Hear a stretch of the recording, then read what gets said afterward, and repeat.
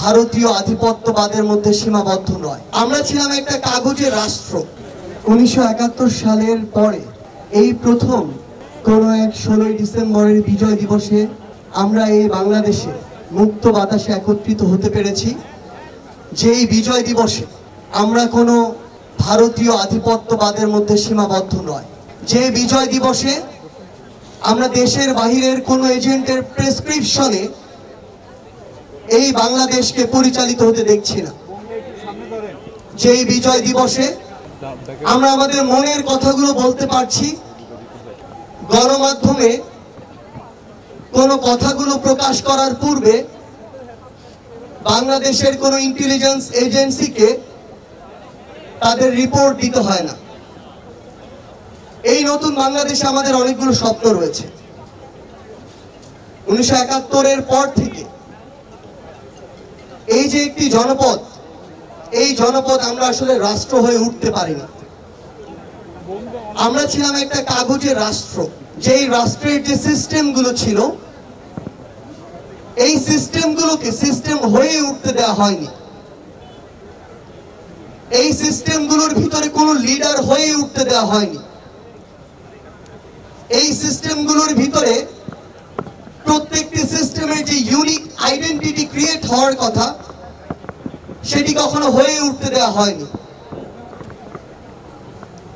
আমরা আমাদের জায়গা থেকে এই নতুন বিজয় দিবসের এই প্রথম ক্ষণে স্বপ্ন দেখি যে আজ থেকে বাংলাদেশের নতুন একটি আলাদা আইডেন্টিটি ক্রিয়েট হবে। আমরা বিশ্বের বুকে একটি সিভিলাইজেশন হয়ে দাঁড়াবো। আমাদের দেশের ভৌগোলিক একটি সীমারেখা থাকলেও আমাদের এই সিভিলাইজেশন, আমাদের এই কালচার, এগুলোর কোনো সীমারেখা থাকবে না।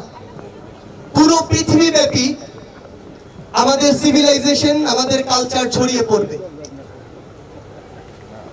আমরা আমাদের জায়গা থেকে বিশ্বাস করি এই 2024 সালের ছাত্র জনতার যে অভ্যুত্থান, এত রক্ত, এত জীবন, এই রক্ত এবং জীবনের বিনিময় যে স্পিরিটকে সামনে রেখে নতুন স্বপ্ন আমরা দেখছি, সেই স্বপ্নে নতুন বাংলাদেশের এমন এক অর্থনীতি হবে,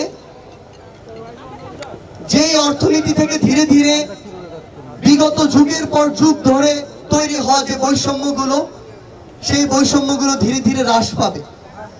আমরা এমন এক বাংলাদেশের স্বপ্ন দেখি যেখানে আমার মাঠে কাজ করা এক কৃষক ভাই, ঢাকার রাস্তায় রিক্সা চালানো আমার এক শ্রমজীবী ভাই, যে সিন্ডিকেটের করাল গ্রাসে এবং বিভিন্ন মহলের অসহযোগিতার কারণে দ্রব্যমূল্যের এই ঊর্ধ্বগতিতে তাদের জীবন আজকে অতি কষ্টে অতিবাহিত হচ্ছে। তাদেরকে এত কষ্টে আর জীবন অতিবাহিত করতে হবে না। দেশের প্রত্যেকটি সেক্টরে সিন্ডিকেটদের কাছে তাদেরকে জিম্মি হতে হবে না।